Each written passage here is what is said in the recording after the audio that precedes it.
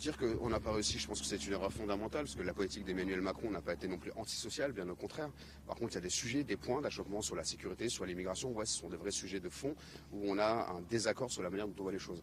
Toucher, par exemple, sur la politique pénale des mineurs, ça peut poser question à beaucoup d'entre nous, parce qu'on pense que ce n'est pas la bonne solution.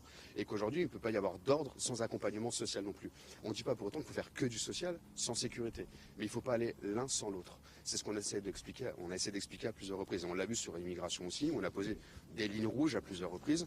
Alors on a de la chance, c'est qu'elles ont été posées par d'autres personnes au mauvais moment, ce qui fait que le Conseil constitutionnel les a retoquées. Et on ne veut pas les voir revenir dans le débat aujourd'hui.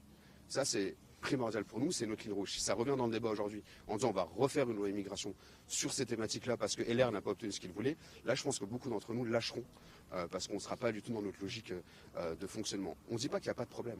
On dit juste que les propositions qui sont apportées ne régleront jamais les problèmes. Et donc c'est là-dessus qu'on doit travailler. Et donc quand vous entendez moratoire, référendum, peut-être un ministère de l'immigration, quelle réaction ça provoque chez vous? Ça m'agace fortement, mais pour l'instant ce sont que des déclarations et on a l'air de nous expliquer que ces déclarations n'existent pas. C'est ce qu'on vous a dit aujourd'hui? C'est ce qui a été dit aussi hier, donc maintenant on verra ce qui se passe. Moi je vous le dis honnêtement, on est patient parce qu'on doit attendre de savoir ce que veut faire le Premier ministre et avec qui il va s'entourer. Tant qu'on n'a pas tout ça, on ne saura pas où on va. Justement, comment vous... Pardon, ça arrive un petit peu après. Comment vous résumeriez, vous, votre position? C'est-à-dire que là, vous êtes dans l'attente, vous attendez de soutenir ou pas soutenir, vous avez des lignes rouges, quel est votre positionnement? Michel Barnier, c'est pas forcément votre couleur politique à la base. Alors, à la base, ce n'est pas mon choix, et d'ailleurs c'est le choix du président de la République. Après plusieurs consultations, comme je l'ai dit, là où j'ai un problème, c'est parce que le RN a été trop présent dans ces consultations. On est dans l'attente, et on doit être dans l'attente. Si on n'est pas patient, si on n'est pas en capacité d'être à l'écoute, alors on n'apportera rien de différent.